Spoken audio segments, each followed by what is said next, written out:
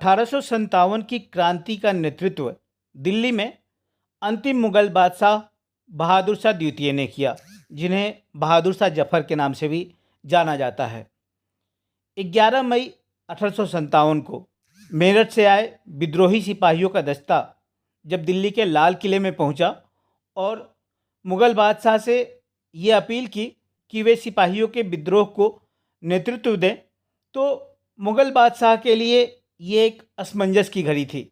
अंग्रेज़ों ने सन 1803 ईस्वी में ही दिल्ली पे कब्जा कर लिया था और तब से मुगल बादशाह अंग्रेज़ों द्वारा दी गई पेंशन पे अपना गुजारा कर रहे थे।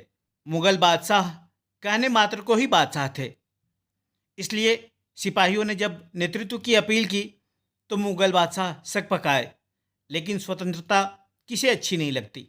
मुगल बादशाह ने विद्रोह को नेतृत्व देना स्वीकार किया और मुगल बादशाह द्वारा 1857 के विद्रोह को नेतृत्व देने से विद्रोह को एक प्रतीकात्मक शक्ति मिली। कारण था दिल्ली का सदियों से सत्ता का केंद्र होना। कानपुर में अंतिम मराठा पेशवा बाजीराव द्वितीय के दत्तक पुत्र नाना साहब ने विद्रोहियों का नेतृत्व किया। अंग्रेज़ों ने नाना साहब को बाजीराव द्वितीय का उत्तराधिकारी मानने से इनकार कर दिया था और उन्हें पुणे से निर्वासित कर दिया था।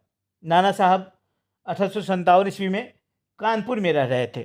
बेगम हजरत महल अवध के नवाब वाजिद अली शाह की दूसरी पत्नी थी। वाजिद अली शाह को जब कलकत्ता निर्वासित कर दिया गया तो बेगम हजरत महल ने नेतृत्व संभाला। हजरत महल के पुत्र बिरजिस कादिर ने खुद को लखनऊ का नवाब घोषित किया और अपना प्रशासन स्थापित किया। लखनऊ में अपदस्थ नवाब के प्रति लोगों में गहरी सहानुभूति थी।